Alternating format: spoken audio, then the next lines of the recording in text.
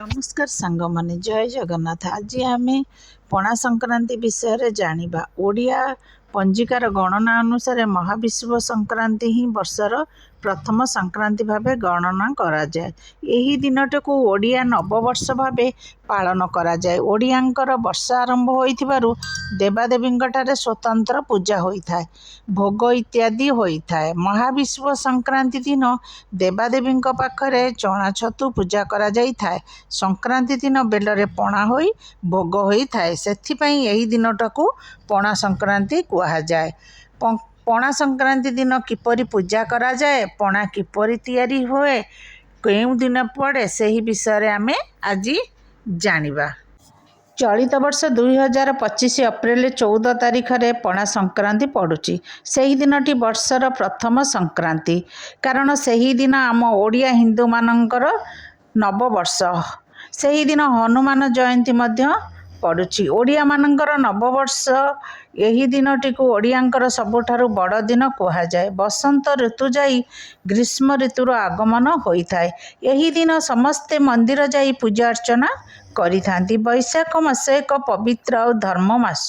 यही दिन ठारु नूतन पांजीर शुभारंभ होइथाए। वैशाख मासर आरंभ रे अधिक खरा और गरम बढ़ी जाइथाए। सेथिपई शरीरर पानीर मात्रा को ठीक रखिबा पई पणा पानी एक भल माध्यम। सूर्यंकर उपासना मध्य करा जाए। वैशाख मासरे सूर्यंकर उत्तरायण गति जोगु खरार प्रकोप बढ़ी थाए, जहा फल रे गछ मान सब सुखी जाए। सेथिपई घरे घरे तुलसी गछ पूजा करा जाए। तुलसी गछ काड़े सुखी जीव, सेथिपई तुलसी चौरा को खरा दाउरु रक्षा करिबा पई छामुड़िया तैयारी होइथाए। एही संक्रांतिर विशेषता घरे थिबा चौरा मूଳରେ गब गछर डांग आनी चारिपटे बाड़ी पोता जाए। ता ऊपर गोटे छमुड़िया तैयारी करा जाए। सेही छमुड़िया दिहरे गोटे सिक्का टंगा हुए। सेही सिक्का दिहरे गोटे ठेकी रखा जाए। ठेकी ऊपर गोटे सरा रखा जाए। सेही ठेकीर तले गोटे छिद्र कणा करा जाई थाए।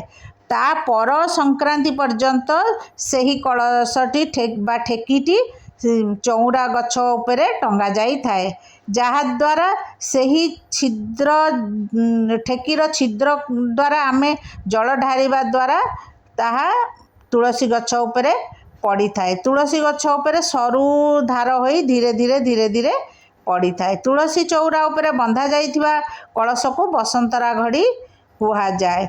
वैशाख मासरे सूर्यंकर उत्तरायण गति जो खरार प्रकोप बढ़ी थाए, जहा फल रे तुलसी चौरा माटी सुखी जीवा भୟରେ ता उपरे ठेकी बंधा जाए। ता देहरे जो जल ढला जाए, ता देहरु पानी टप टप टप पड़ी चौरा मूलर माटी ओदा थाए आ चौरा गछ बंची थाए।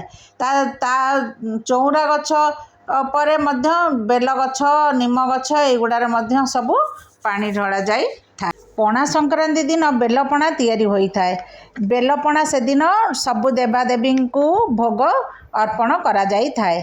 बेलपणा किपरि तैयारी हुए आज जानिबा। बेलपणा रे बेलर रस प्रथमे काढ़ी दबा।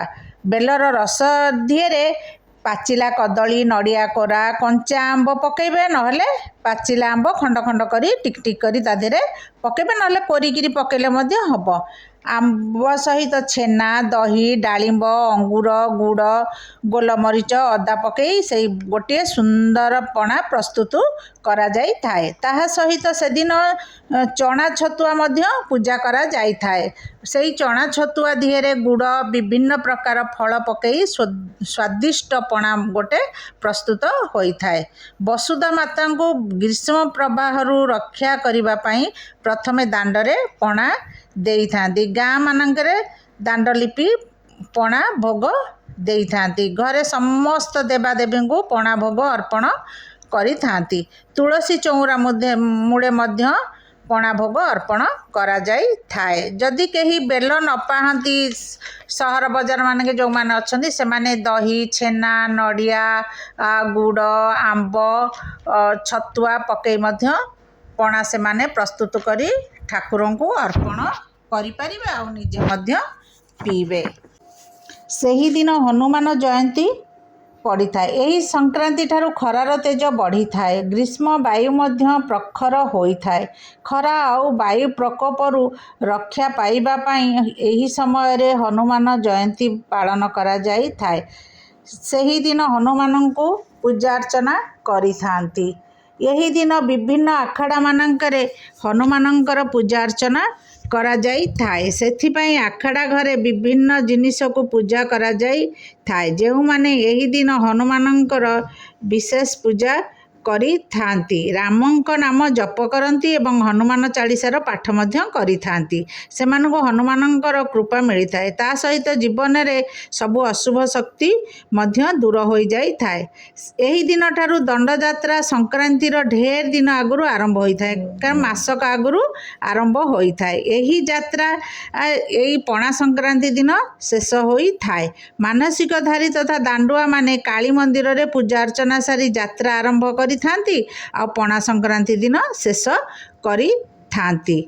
यही दंड यात्रा रे उभय भगवान शिव एवं माँ काली को पूजा करा जाए। सेहीपरि एही दिन विभिन्न स्थान रे झामु यात्रा मध्य आरंभ होई थाए। ग्रीष्म ऋतुर आरंभ जोगु गरम अधिक बढ़ी थाए। शरीरर जलर मात्रा अधिक रखिबा पई पणा पीबा एक उत्तम माध्यम होई थाए। तेणु अधिकरु अधिक पणा पिया जाउथिबारु एही विषुव संक्रांति पणा संक्रांति नाम रे समस्ते जानती।